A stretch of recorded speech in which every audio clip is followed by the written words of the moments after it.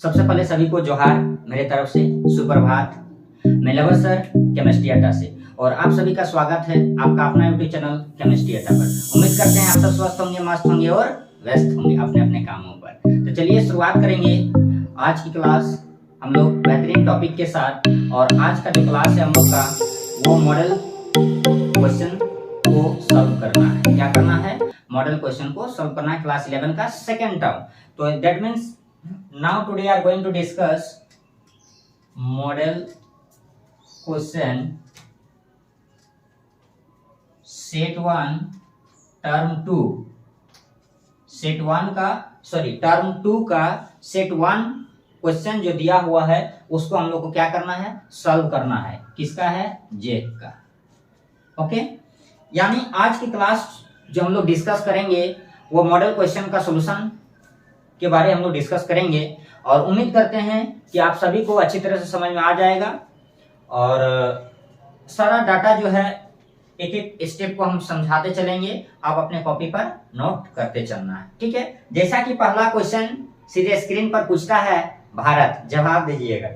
चलिए देखिए, पहला क्वेश्चन आपके स्क्रीन पर है कि write the Lewis dot structure of CO molecules. ध्यान से देखिएगा, क्वेश्चन नंबर 1, सीओ जो है ये सीओ मॉलिक्यूल्स का क्या निकालना है? डॉट स्ट्रक्चर निकालना है। यानी केमिकल बॉन्डिंग से ये क्वेश्चन पूछा गया है। कहां से पूछा गया है? केमिकल बॉन्डिंग से पूछा गया। आपको पता होगा केमिकल बॉन्डिंग जब हम लोग पढ़ रहे थे तो लुईस डॉट स्ट्रक्चर के बारे में हम लोग क्या किए थे? डिस्कस किए थे। और आज फिर से पेश करते हैं हम लोग सोल्यूशन, इस क्वेश्चन को हम लोग बनाते हैं। लुईस डॉट स्ट्रक्चर देखिएगा, कार्बन है और ऑक्सीजन है, तो कार्बन का वैलेंस इलेक्ट्रॉन कितना होता है? 4 होता है ना 4? अरे बोलो, होता है ना? कितना होता है? ज्यादा होता है क्या? नहीं होता है। और ज्यादा होता है तो समझ लो तुम बोरा में गया है। कहाँ गया है? बोरा में, इसलिए 4 ही होता है। और ऑक्सीजन का 6 होता है। कितना होता है? 6, 2, 4, 6। और यहाँ पर एक चीज हम लोग डिस्कस किए थे जब चैप्टर को पढ़ रहे थे तब, कि किसी भी एटम को अपना ऑक्टेट पूरा करने के लिए कितना इलेक्ट्रॉन चाहिए? 8 इलेक्ट्रॉन चाहिए। चाहिए कि नहीं चाहिए? एक्सेप्ट हाइड्रोजन और हीलियम को छोड़कर। Each elements needed 8 electrons to complete their octet except hydrogen and helium. Okay my dear? यानी हाइड्रोजन और हीलियम को छोड़कर जितना भी एलिमेंट्स है सभी को कितने इलेक्ट्रॉन की आवश्यकता पड़ती है अपना ऑक्टेट पूरा करने के लिए?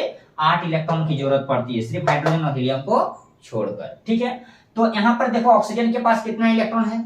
8 इलेक्ट्रॉन। सॉरी, ऑक्सीजन के पास 6 इलेक्ट्रॉन है। चाहिए कितना उसको? 8 चाहिए। यानी 8 पूरा करने के लिए 2 चाहिए। 8 पूरा करने के लिए कितना चाहिए? 2 चाहिए। तो 2 क्या करेगा? कहां से लेगा? कार्बन से लेगा। लेगा कि नहीं लेगा? यानी ये जो है 2 इलेक्ट्रॉन कार्बन से ले लिया। इसका 8 हो गया कंप्लीट। पूरा हुआ कि नहीं 8? चलिए हो गया। अब क्या करेंगे?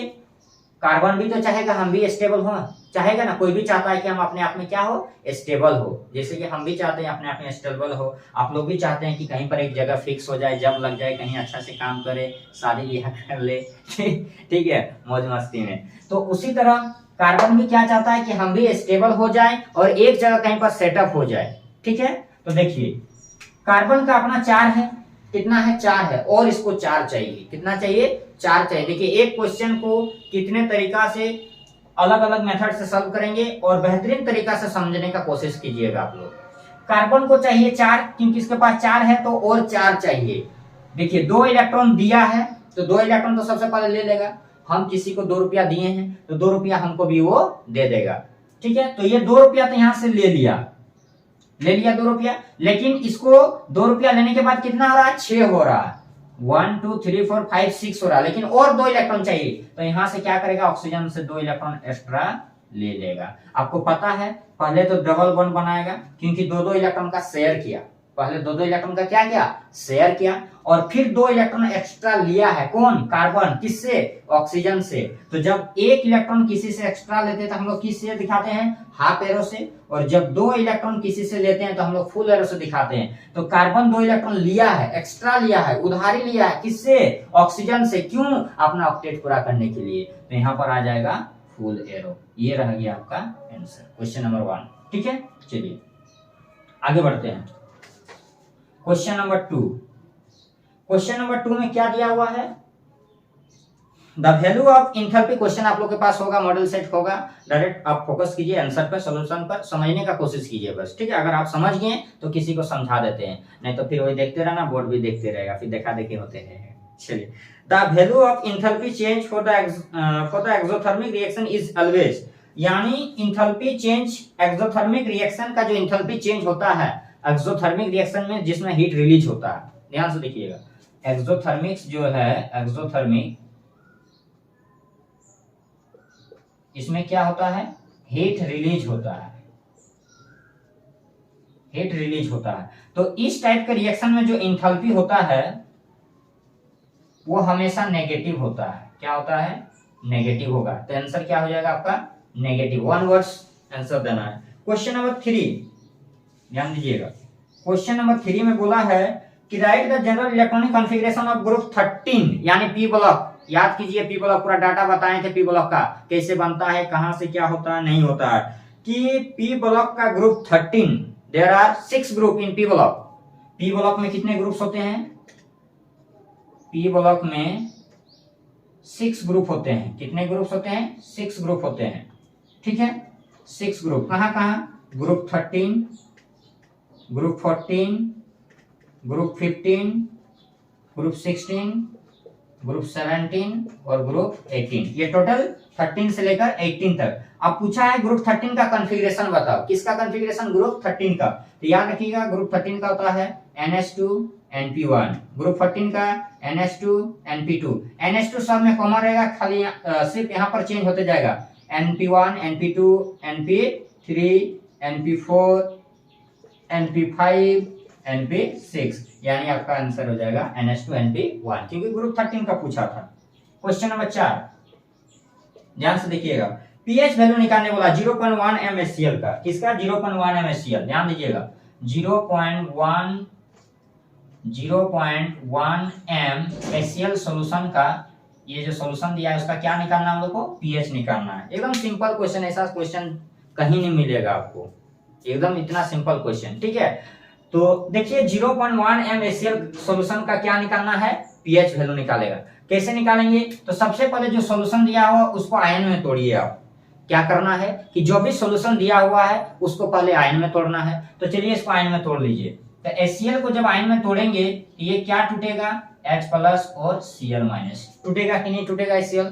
यानी ये जो वैल्यू दिया हुआ है, ये जो वैल्यू, ये किसका दिया हुआ है, H का दिया हुआ। यानी आप लिख सकते हैं H+ का कंसंट्रेशन इक्वल टू 0.1, और 0.1 को 1/10 हम लोग लिख सकते हैं कि नहीं।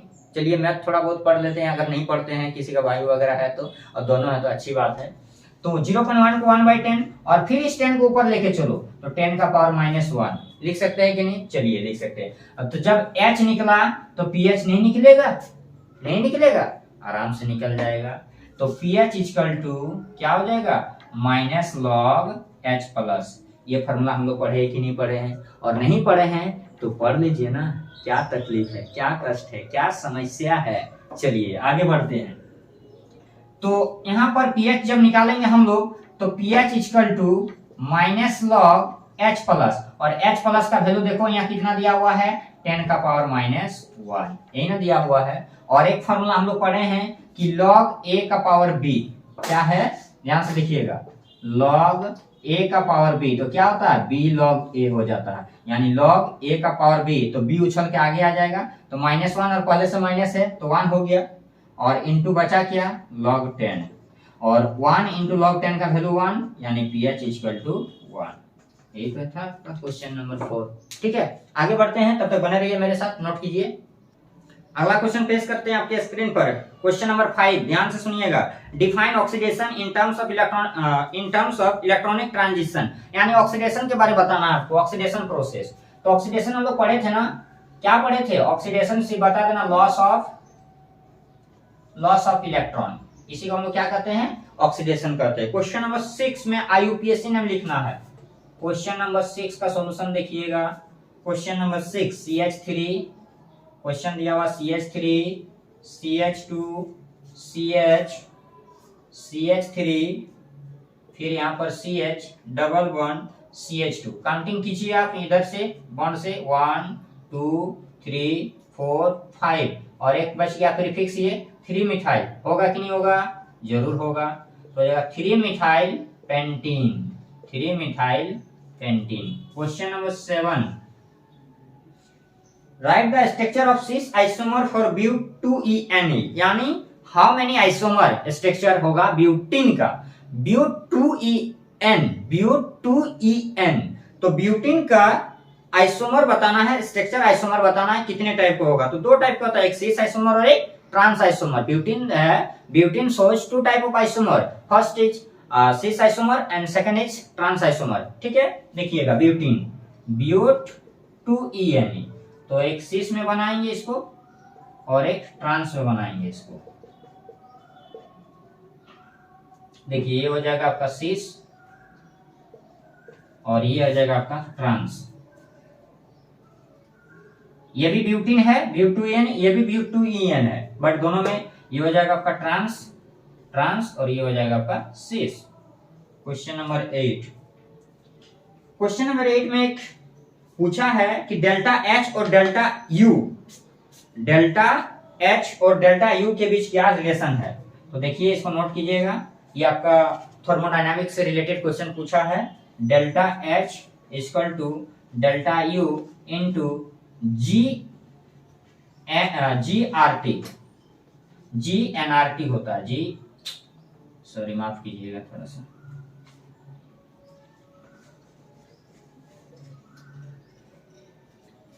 GnRT। ये सिंपल सा छोटा सा क्वेश्चन है, इक्वेशन है, रिलेशन को बताता है। क्वेश्चन नंबर 9,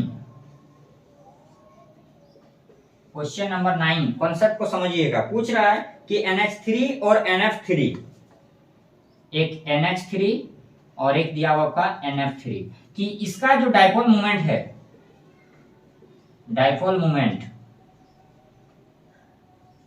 ये ज्यादा है इससे, किससे, NF3 से। What is the reason the dipole moment of NH3 is greater than the dipole moment of NF3। तो सिंपल से याद रखिएगा, जहां पर हायर इलेक्ट्रोनेगेटिविटी एलिमेंट रहता है, किसी के पास भी रहे, अगर मेरे पास है, तुम्हारे पास है, किसी और के पास है, किसी और के पास है, ठीक है, अगर किसी के पास हायर इलेक्ट्रोनेगेटिविटी एलिमेंट है, और पता है था ना FON, ये क्या होता है, हायर इलेक्ट्रोनेगेटिविटी एलिमेंट होता है, फोन। ठीक है, तो जिस कंपाउंड के साथ हायर इलेक्ट्रोनेगेटिव एलिमेंट जुड़ा रहता है, जिस कंपाउंड के साथ हायर इलेक्ट्रोनेगेटिविटी एलिमेंट जुड़ा रहता है, उसका डाइपोल मोमेंट क्या होता है, भीतर चला जाता है, बोरा में चला जाता है, डिक्रीज हो जाता है। तो देखो यहाँ पर इलेक्ट्रोनेगेटिविटी एलिमेंट है कि नहीं, हायर F क्या है, F क्या है, हायर इलेक्ट्रोनेगेटिविटी एलिमेंट है, और यहाँ पर देखो N क्या है, N लेस इलेक्ट्रोनेगेटिविटी है, पीछे है। तो जिसका इलेक्ट्रोनेगेटिविटी ज्यादा होगा उसका डाइपोल मोमेंट कम होगा। So the reason that NH3 has a highest dipole moment and NF3 has a less dipole moment. Simple सा था फंडा। ये क्वेश्चन नंबर 9 हो गया। 10 देखिएगा, पूछा अर्नियस कॉन्सेप्ट को बताना है, एसिड और base. What is the real concept on the basis of Arrhenius, you have to give the answer what do you mean by acid and what do you mean by base according to Arrhenius। अर्हेनियस के अनुसार acid किसको कहा जाता है और base किसको कहा जाता है। देखिएगा अर्हेनियस, तो एसिड जो होता है वो H+ देगा और बेस जो होगा वो OH- देता है। सिंपल सा है कि वैसा सब्सटेंस, वैसा केमिकल सब्सटेंस जो हाइड्रोजन आयन डोनेट करता है, और बेस वैसा केमिकल सब्सटेंस जो हाइड्रोक्साइड आयन डोनेट करता है। कहाँ, जब उसको पानी में डिजॉल्व करेंगे तब। जैसे एसिड का देखिए, HCl को आप पानी में मिला दीजिए H2O में, तो H+Cl-, ये हो गया एसिड। बेस NaOH ले लीजिए आप और NaOH को पानी में मिला दीजिए, पानी में मिला दीजिए, तो Na+ और OH-, देखिए मिल गया कि नहीं। ठीक है, ये था आपका क्वेश्चन नंबर 10 तक, इसको नोट कीजिए, फिर आगे बढ़ते हैं। क्वेश्चन नंबर 11 सीधे स्क्रीन पर क्या पूछ रहा है, एक्सप्लेन करना है, रीजन बताना है कि क्या रीजन है कि इसके वजह से ये होता है, इसके वजह से ये होता है, मेरी वजह से वो हो रहा है किसी को। ठीक है, कुछ कुछ होता है। तो देखिए क्वेश्चन नंबर 11 पूछ रहा है कि PbX2 is more acidic then PbX4। PbX2 जो है ये मोर एसिडिक है PbX4 से। यहाँ पर ऑक्सीडेशन स्टेट कितना है Pb का, +2 है, यहाँ पर कितना है, +4 है, तभी ना 2 बना और ये 4 बना। ध्यान देखिए ये क्या बता रहे, ऑक्सीडेशन नंबर को बता रहा, ऑक्सीडेशन नंबर, ऑक्सीडेशन नंबर। पहला वाला जो है PbX2 और सेकंड है PbX4। यहाँ पर ऑक्सीडेशन नंबर 2 है Pb का और यहाँ ऑक्सीडेशन नंबर 4 है Pb का। तो जितना ऑक्सीडेशन नंबर कम होगा उतना एसिडिक कैरेक्टर ज्यादा होगा, बस यही कॉन्सेप्ट है। यानी oxidation number is inversely proportional to acidic character. कि ऑक्सीडेशन नंबर बढ़ेगा तो ये घटेगा, ऑक्सीडेशन नंबर घटेगा तो एसिडिक कैरेक्टर बढ़ेगा। इसको आप नोट कर लीजिए, ठीक है। क्वेश्चन 11 का ए था, इसमें 3 क्वेश्चन दिया हुआ, ये 11 का ए। 11 का बी चलते हैं हम लोग। पूछा carbon shows catenation property but lead doesn't, कि कार्बन जो है वो कैटनेशन प्रॉपर्टी को शो करता है और लेड जो है वो नहीं शो करता है। क्यों? क्योंकि देखो कार्बन कार्बन के बीच जो बॉन्ड होता है वो स्ट्रॉन्ग बॉन्ड होता है। क्या होता है? स्ट्रॉन्ग बॉन्ड होता है। किससे? लेड के बीच जो बनता है ये वीक होता है। क्या होता है? वीक होता है, जिसके कारण ये कैटनेशन शो करता है, ये कैटनेशन शो नहीं करता है। ये वीक स्ट्रॉन्ग बॉन्ड होता है, ठीक है, और ये वीक बॉन्ड होता है। सी नंबर 11 का C, graphite is used as a lubricant. पूछा है कि ग्रेफाइट जो है इसका यूज होता है किसमें? लुब्रिकेंट में, ठीक है। ये जो ग्रेफाइट है इसका यूज करेंगे हम लोग कहाँ? लुब्रिकेंट मीन्स आप समझ सकते हैं जैसे मोबिल वगैरह जो गाड़ी में भरा जाता है व्हीकल्स वगैरह में, लुब्रिकेंट उसी को बोलते हैं, ठीक है। तो पूछ रहा है ग्रेफाइट जो है आपका लिक्विड फॉर्म में जब रहता है तो लुब्रिकेंट के फॉर्म में यूज होता है। क्यों?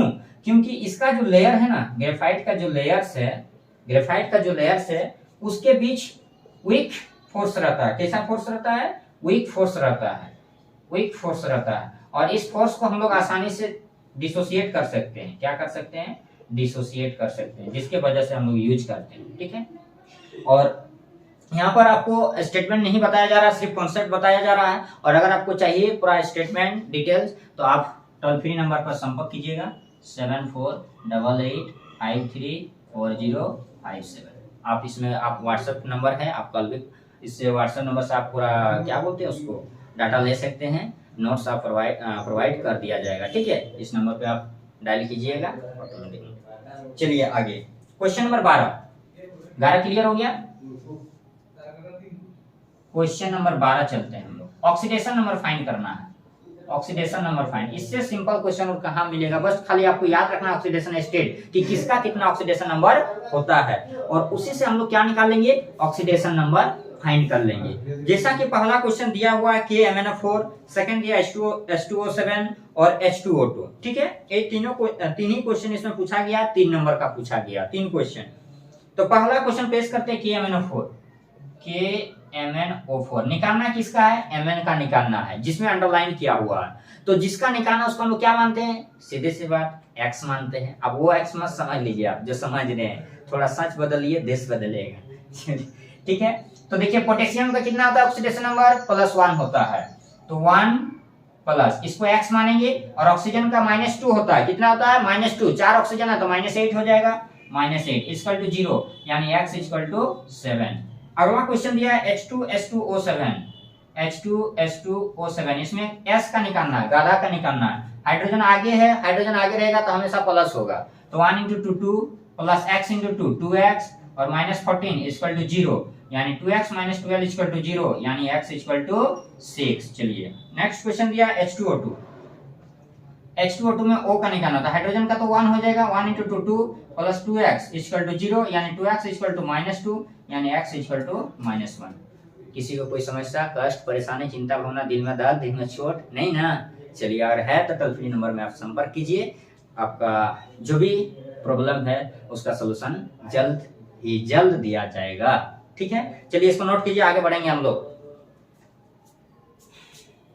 क्वेश्चन नंबर 13 की ओर हम लोग आगे बढ़ेंगे और क्वेश्चन को समझिएगा क्या पूछ रहा है। What are the necessary condition for aromatic compound, ठीक है। बहुत गर्मी है यार। What are the necessary condition for aromatic compound, ठीक है। यानी एरोमेटिक कंपाउंड पता लगाने के लिए क्या उसका कंडीशन होना चाहिए, कि ये कंडीशन होगा तो कंपाउंड एरोमेटिक है, अदरवाइज एरोमेटिक नहीं है। तो compound should be aromatic, then you have to follow 4 condition, okay. Compound को एरोमेटिक होने के लिए कितना कंडीशन चाहिए आपके पास? 4 कंडीशन होना चाहिए। क्या क्या कंडीशन सर? तो ध्यान से देखिए क्या क्या कंडीशन बता रहे हैं। पहला कंडीशन एरोमेटिक के लिए, किसके लिए? एरोमेटिक के लिए। कंपाउंड तभी एरोमेटिक होगा जब वो कंपाउंड रिंग फॉर्म में हो। पहला चीज ध्यान रखना, किस फॉर्म में होना चाहिए? रिंग के फॉर्म में होना चाहिए। दूसरा क्या होना चाहिए सर? वो प्लेनर होना चाहिए। क्या होना चाहिए? प्लेनर होना चाहिए। तीसरा क्या होना चाहिए सर? तीसरा जो है आपका इसका कॉन्सेप्ट आपका रिंग हो गया, प्लेनर हो गया, और sp3 हाइब्रिडाइजेशन होना चाहिए जनरली, ठीक है। और चौथा हकल्स रूल को फॉलो करना चाहिए, हकल्स रूल। और हकल्स रूल क्या बोलता है? 4n+2 पाई इलेक्ट्रॉन, ठीक है। ये हो गया आपका क्वेश्चन नंबर 30। ये रूल फॉलो करेगा। ये चारों कंडीशन अगर आपके कंपाउंड पे दिख रहा है, that means the compound should be aromatic, otherwise not aromatic. Okay my dear. चलिए next question, what define hybridization, question number 14, not 13, 14। चलिए हाइब्रिडाइजेशन यानी दो सबसेल को जब हम लोग मिलाते हैं, दो सबसेल को जब हम लोग इंटरमिक्सिंग कराते हैं तो एक नया ऑर्बिटल बनता है, that is called hybridization. This process is called hybridization. यही तो है, कुछ है, पूरा गाजर का हलवा है। यानी दो subshell, intermixing of two subshell, intermixing of two subshell, two subshell, this process is called hybridization. यही तो था। और पूछा है इथेन का C2H6 का हाइब्रिडेशन बताओ, तो C2H6 का क्या होता है? sp3 निकाल लीजिएगा आप लोग आराम से। जहां भी सिंगल बॉन्ड रहेगा sp3 होगा, डबल बॉन्ड रहेगा sp2 होगा, और ट्रिपल बॉन्ड रहेगा तो sp होगा। तो एक नया चीज बता दे रहे हैं, अगर कोई कंपाउंड में सिंगल बॉन्ड है, कौन सा बॉन्ड है? सिंगल बॉन्ड है, तो वो हमेशा sp3 शो करता है। अगर डबल बॉन्ड है तो आपका sp2 शो करेगा, और अगर ट्रिपल बॉन्ड है, ट्रिपल बॉन्ड है तो sp शो करेगा। इसको नोट लीजिए, कहीं नहीं मिलेगा, इतना कॉन्सेप्ट बता रहे हैं, एक एक चीज, एक एक पॉइंट को स्टेप वाइज जो समझा रहे हैं, अलग अलग कॉन्सेप्ट के साथ। डाटा को अच्छी तरह से नोट कीजिए, नहीं तो फिर चला जाएगा बोरा में, जो नहीं बोरा में जाएगा वो खपचा में जाएगा। चलिए क्वेश्चन नंबर 15 सेक्शन सी को आगे बढ़ते हैं हम लोग। तो ध्यान से देखिए क्वेश्चन नंबर 15 आगे बढ़ रहे हैं।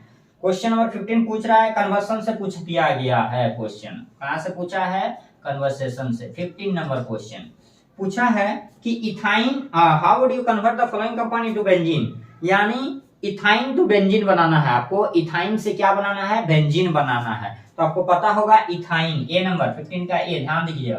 तो इथाइन का होता है आपका C2H2, इसको बेंजीन में कन्वर्ट करना है, मतलब C6H6 में कन्वर्ट करना है। ये हो गया इथाइन, ये क्या हो गया आपका? इथाइन। और ये हो गया आपका क्या? बेंजीन। क्या हो गया? बेंजीन। यानी you have to convert ethyne into benzene. Okay, यानी इथाइन को बेंजीन में कन्वर्ट करने के लिए कौन सा रिएजेंट का यूज करेंगे?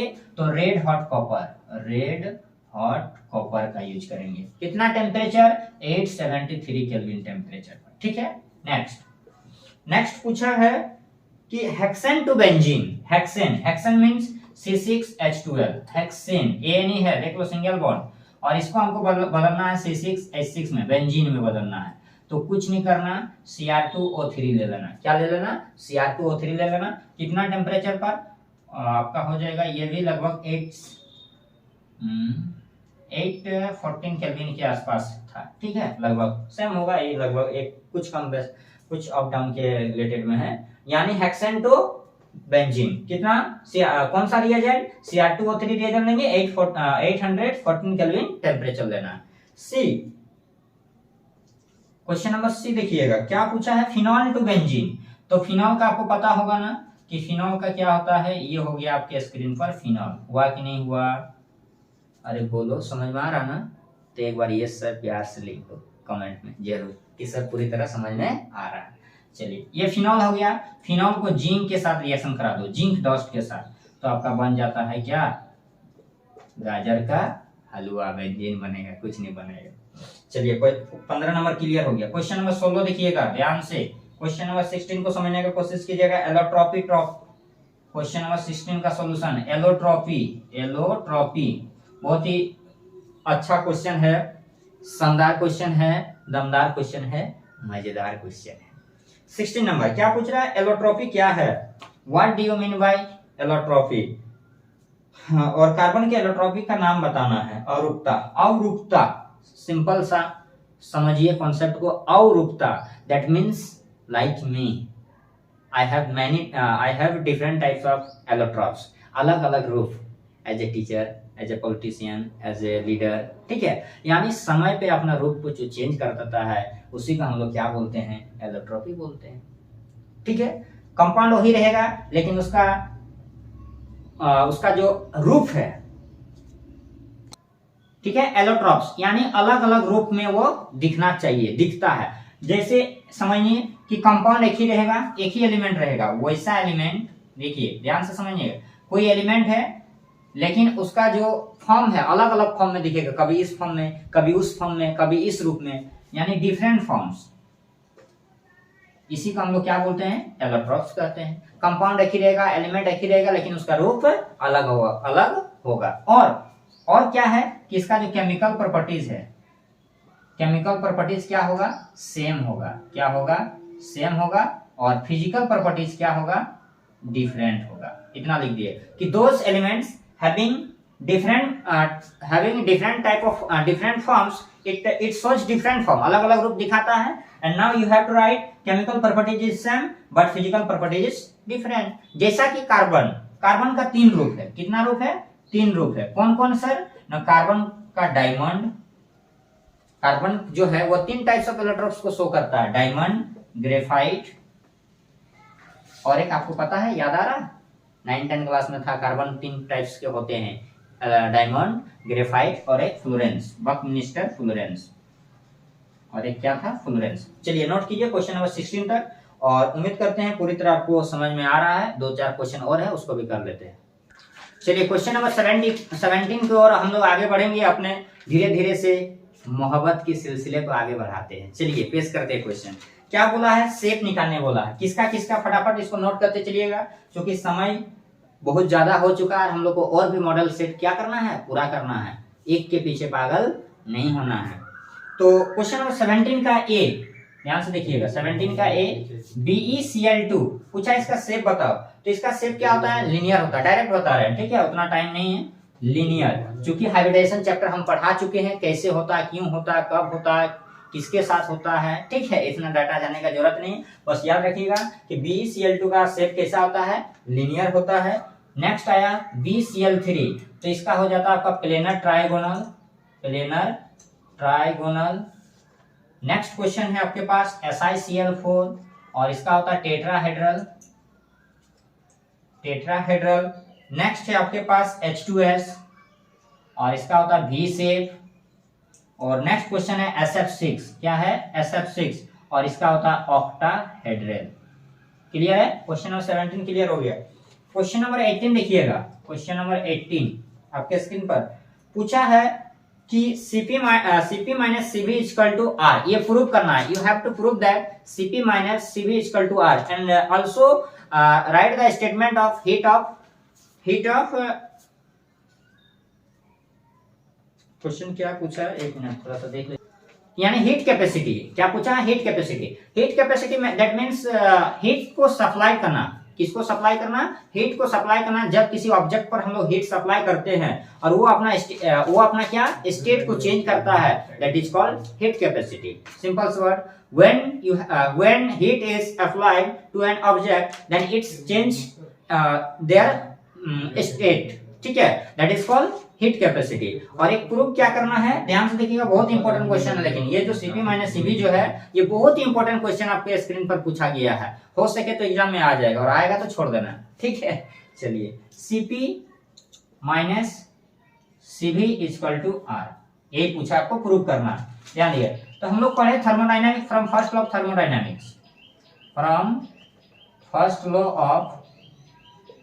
थर्मोडायनामिक्स, थर्मोडायनामिक्स के फर्स्ट लॉ से क्या पढ़े थे हम लोग कि H equal to E plus क्या, E प्लस RT, यही था, E प्लस RT। थर्मोडायनामिक्स का फर्स्ट लॉ क्या बोलता है, सॉरी, E प्लस PV, माफ कीजिएगा, E plus PV, heat equal to energy plus potential momentum into velocity, ठीक है। तो एक फार्मूला हम लोग और जानते हैं, आइडियल गैस इक्वेशन, क्या जानते हैं, ideal gas equation, PV equal to nRT। जब n इक्वल टू 1 मोल ले लेंगे, क्या ले लेंगे, 1 मोल, तो पीवी इक्वल टू क्या बचा, आरटी बचा। यानी इस पीवी के जगह इस पीवी का वैल्यू कितना हो गया, आरटी। यानी इस आरटी को हम लोग यहाँ बैठा सकते हैं कि नहीं, तो क्या हो जाएगा, H equal to E plus RT. Clear है। अरे पीवी का वैल्यू आरटी आया तो पीवी की जगह क्या बैठा दिया, आरटी बैठा दिए। अब क्या करना है, इसको दोनों तरफ डिफरेंशिएशन ले लेंगे, डिफरेंशिएशन करना है, ठीक है। तो delta H equal to delta E plus delta, एक आर को बाहर लेंगे, फिर आर को बाहर लेंगे, टी का एक्सप्रेशन करना अलग अलग है ना यहाँ पर। तो आर बाहर गया डेल्टा टी, और एक बार टी बाहर जाएगा डेल्टा आर, ठीक है। दोनों को ले लिए हम लोग। इसके बाद क्या करेंगे, यहाँ पर देखो कि ये जो होता है टी डेल्टा आर, क्या होता है, ये जो टी डेल्टा आर इसका वैल्यू 0 होता है। कितना होता है, 0 होता है। इसका वैल्यू कितना होता है, 0। तो बचा कौन कौन, delta H equal to delta E plus R delta T, ये ना बचा। इसको इस साइड लेके आते हैं हम लोग, ध्यान दीजिएगा। डेल्टा ई को इस साइड लेके आएंगे तो क्या बनेगा, delta H minus delta E equal to R delta T. अब दोनों तरफ डेल्टा टी से डिवाइड कर दो, डेल्टा टी और फिर इधर भी हो जाएगा डेल्टा टी। तो ये कैंसिल हो जाएगा। इसी को बोलते हैं सीपी और इसको बोलते हैं सीवी, और यहाँ पर बचा क्या, आर। इसको देख लीजिएगा एक बार अच्छी तरह से, ठीक है। बहुत इंपॉर्टेंट क्वेश्चन है, बहुत इंपॉर्टेंट क्वेश्चन है ये वाला, CP minus CV equal to R. एकदम आएगा ही आएगा, दिमाग में सेट कर लो, और नहीं आएगा तो छोड़ देना, ठीक है। आएगा तो लिख देना। क्वेश्चन नंबर 19 और यही लास्ट क्वेश्चन है सेट 1 का, मॉडल सेट 1 का क्वेश्चन नंबर 19 पूछा है ली चैटलियर्स प्रिंसिपल के बारे। किसके बारे, ली चैटलियर्स प्रिंसिपल के बारे। तो सिंपल सा कॉन्सेप्ट है, कंसंट्रेशन से रिलेटेड पूछा है कि अगर कंसंट्रेशन को क्या करेंगे कि क्या होगा। तो कंसंट्रेशन का अगर इंक्रीज करेंगे तो रेट भी क्या होगा, इंक्रीज होगा। सिंपल सा है, स्टेटमेंट लिख देना। On increasing concentration then the rate is also increases, and if decreases the concentration then rate is also goes to the बोरा। ठीक है, उम्मीद करते हैं आप सभी को पूरी तरह समझ में आ गया हो। पूरी वीडियो में जो भी पढ़ाए हैं वो अच्छी तरह से समझ में आ गया हो। तो आज आपकी सेवा यहीं समाप्त करते हैं। जय हिंद, जय भारत के साथ जोहार, जय झारखंड।